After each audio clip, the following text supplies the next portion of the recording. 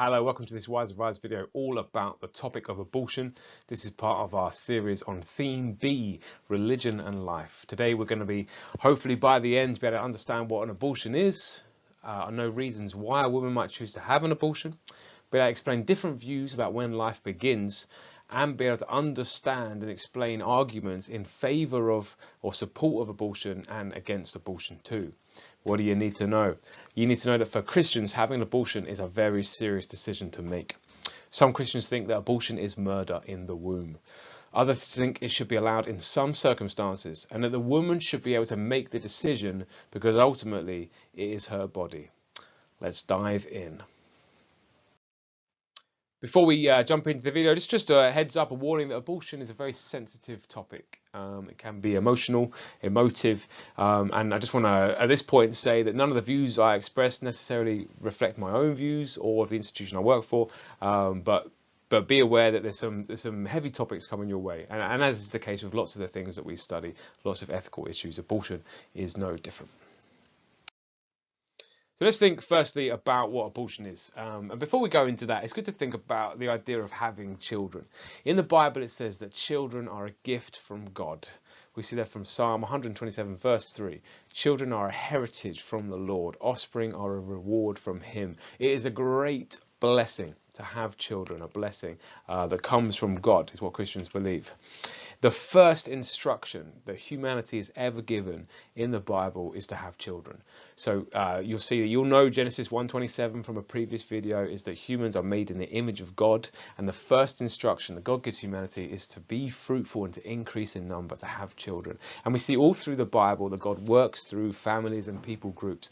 Most of the instructions in the New Testament from Paul, when they're given to people, are in terms of the context, the family context that they live in. And so the having children and having families is massively important in Christianity and in Judaism. So here's our definition. Our definition here is abortion is the deliberate termination of a pregnancy through a medical procedure. And you can see just from the definition, there's some words that aren't in there. So the word baby is not in there. The word human is not in there. The word death is not in there. We instead have the word termination, which is a more clinical word. We have the word there, deliberate. This is something that's chosen to be done. And abortion is a choice that someone makes to make this happen. And it's the end of a pregnancy, and it's done through something that's organised and legal in the UK, a medical procedure. So why would a woman choose to have an abortion? And there's a whole spectrum of different reasons you might come up with. And I would advise you, if you want to get the most out of these videos, it's good to pause at these points and to have a think for yourself. What do you think the answer to this question is before they're revealed? So if you want to do that, do pause it now and then hit play, and we'll look at some reasons why. So here are some reasons why. Perhaps they feel they can't support a child. So they've become pregnant, they can't support a child. And that might be financially. They don't feel they have enough money to support the child. Perhaps they have children already and they're already being stretched. They think, I can't afford to bring another child into the family. Perhaps it's because they can't support a child emotionally. Perhaps they're too young and they feel at this point in my life, I'm not ready to become a mother and provide the emotional support that a child needs. Or it could be relationally. So perhaps they are by themselves. They don't have a partner and they feel that they don't have that relationship structure. They don't have a wider family around who are going to be able to help out either. So perhaps it's one of those reasons. It could be because the pregnancy is the product of rape or incest, and it shouldn't have come about in the first place, but here we are, we're here with this pregnancy, and the woman chooses that the best course of action is to abort. It could be because the child might be born with severe disabilities. The doctors had done some sort of check and discovered that, yes, if you go through the pregnancy, you will give birth to a child who has got severe disabilities. And to use a key word from a previous topic, their quality of life will be low. And therefore, the woman may choose not to bring that child into the world. It could be because the mother's health is at risk. The doctor says if you go through with this pregnancy, you may die or you may get harmed by doing it. It may stop you from being able to have children in the future. Or potentially they just don't want the lifestyle change. They found that they're pregnant, it's a surprise, it's a shock, and they think about it and think, I don't want this right now. Now, abortion used to be illegal in the UK. It was legalised in 1967. And why do you think it was legalised? Well, one of the reasons it was legalized is that before it was legalized, many women had what we call backstreet abortions. So they became pregnant. For some of the reasons we've already looked at, they decided abortion was what they needed to do or what they wanted to do. And so they couldn't get it done legally. They had it done illegally. And sadly, because of that, 60 women a year were dying because they went wrong. And they were done by unqualified people. And so the decision was made, we need to legalize this to protect women in our care. That's one of the reasons it was legalized. Now, for an abortion to be legal in the UK, it must happen before the pregnancy has reached the 24th week. So the fetus is less than 24 weeks old, and that 2 doctors have agreed that one of the following criteria applies. The woman's life's in danger if the pregnancy continues. There is a risk to the woman's physical or mental health. There is a significant risk that the baby will be born with severe physical or mental disabilities, or an additional child may affect the physical or mental health of the existing children in the family. So that's the law. We could discuss another time whether this is what happens in practice, but that is what the UK law says about abortion. Now, on the topic of abortion, what's a really important question is this one. When does life actually begin? Does it begin on day 1 when that egg is fertilized, when conception occurs, or is it right at the other end around week 40 where the child is brought into the world? Let's have a look at some of the key stages. So day 1, fertilization, conception. The egg is fertilized by the sperm, and at that point in time some amazing things happen, but primarily the blueprint, the DNA blueprint, is written for that child who's going to become an adult one day. It's there on day 1. So if you were able to read DNA and you had the technology, you could remove that fertilized egg, read the DNA, and make great assumptions about what sort of person that being was going to become. Now, at this point, a lot of Christians and a lot of religious people would say this is a potential life right here, or this is a life. For example, Catholics believe that this has the value of human life right from the beginning of the first day, and therefore an abortion would not be appropriate at any point, because to abort this would be murder in the womb. It could be later on, perhaps when the heart starts to beat, or you can detect the heart beating, which is around week 3. And some people think one of the best measurements we have of someone dying is there being no heartbeat. And therefore, if you can detect a heartbeat, then that is when life begins. Others believe maybe it's a bit later, perhaps at week 6, when brain waves are detectable in the brain, in the fetus. You can detect the brain waves. There's brain activity there, and therefore maybe that's when life begins. Others believe it's later on, a couple of weeks later, at week 8. And at this point, the fetus is able to kick. And many believe at this point the fetus could feel physical pain. And therefore some would say it's not appropriate to abort at this point because the fetus may feel physical pain. Or perhaps later on. For example, at week 20, the fetus is able to recognize its mother's voice. And some people think, well, if it can recognize its mother's voice, there's a relationship there. And therefore, it would be wrong to abort from that point forward. Or perhaps a key age is what we call the age of viability. If you're making notes, maybe write that down. The age of viability. At the UK at present, that's set for 24 weeks. And the thought is that if the baby was removed from the womb at that point, it would be able to survive separate from the mother. And therefore, it would be wrong to abort at that point. So there you go. It's a bit like, if you imagine a tape measure, some Christians think, right, we got a fertilized egg there. That's a potential life. That is a life. The blueprint's there. We can't abort. Whereas other Christians think it's later along the line, and actually, we've got to this point now. The heart's beating, or we've got brain waves, or we've got kicking. It can feel pain. That's when we shouldn't abort from. Other Christians, however, have said actually you shouldn't have one point. Maybe we should just appreciate that it grows in value as time goes on. So the further away it gets from fertilization, the closer it gets to 40 weeks, the more valuable it is. And so probably you can see at this stage why it's quite a complicated issue. Why don't you pause here and have a go at these questions? And then when you're ready, push play and we can look at the answers. All right, let's see how you got on. So in your own words, what is an abortion? I'm not sure what you wrote back, but potentially you came up with something like the deliberate termination of a pregnancy through a medical procedure.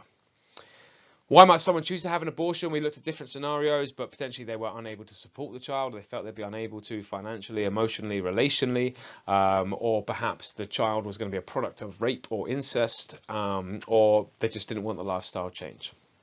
The legal requirement for an abortion in the UK is the fact that two doctors have to agree, and this has to happen before 24 weeks, that one of those criteria is the case. So it's going to harm the mother's health, or the child's going to be born with severe disabilities, or it's going to harm the current family physically or emotionally, one of those reasons.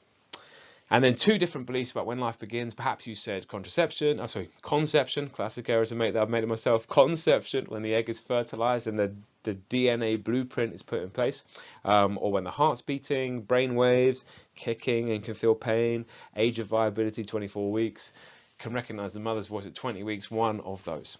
And then personal question for you was, when do you believe life begins and why? And this is one of those moments where RS and real life collide, because this might be a situation you find yourself in one day having to answer that very question.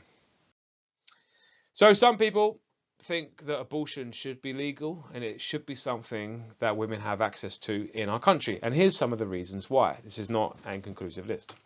So they think we should have abortion if, and the ifs are the woman's life is at risk, or if the pregnancy is a product of rape, or if the child is going to be severely disabled, or something else. And we call these ideas the lesser of two evils.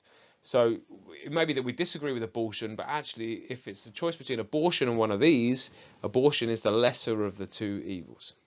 Or some people say abortion should be allowed because it should just be the woman's right to choose. It's her body. God gives us free will, and therefore a woman should be able to choose whether they have the abortion or not. Or because, as we saw before, when abortion was illegal, women got illegal abortions and many of them were harmed. So it should be an option in terms of safeguarding and protecting women in the UK. There's another if, or I knew there was another if. Perhaps because if the abortion occurs before life begins. So if you believe that life doesn't begin until week 24, you might have no problem aborting a child before that point. Others completely disagree with abortion, and here are the reasons. Perhaps they say that children are a gift from God, and to abort is so disrespectful to him and the gift that he has offered. Many people are unable to have children, and so if you're able to have children, you should welcome them as a blessing from God, no matter in what way they're going to arrive. In the Bible, in the book of Psalms 139, it says that I praise you, I am fearfully and wonderfully made. You know me well. The psalmist David in there, he writes that God knows him. He was knit together in his mother's womb. He was fearfully and wonderfully made. So we can assume that babies who are made, regardless of any deformity or disability, are made the way God wants them to be made in his glorious plan, and therefore we should trust that. And we might think, well, that child is not going to live long, or they're going to be severely disabled, they have a low quality of life, to use that key term again, but that's how God planned it, and so we should allow that child to be born. Some say that abortion is the murder of an innocent life. A fetus cannot speak up for itself, it's completely vulnerable, and to kill it in the womb is paramount to murder. Others say the local church should be prepared to care for any unwanted child. So if every church in the UK adopted one child, there'll be no children up for adoption. The local church are called to be Jesus to the world, and so if there's children who are unwanted, the church should be there to support and to look after unwanted children. Others make the argument that killing disabled humans is exactly what the Nazis did in World War II, and that's obviously abhorrently evil. So if we don't agree with the Nazis doing it, why would we agree with it happening in the womb?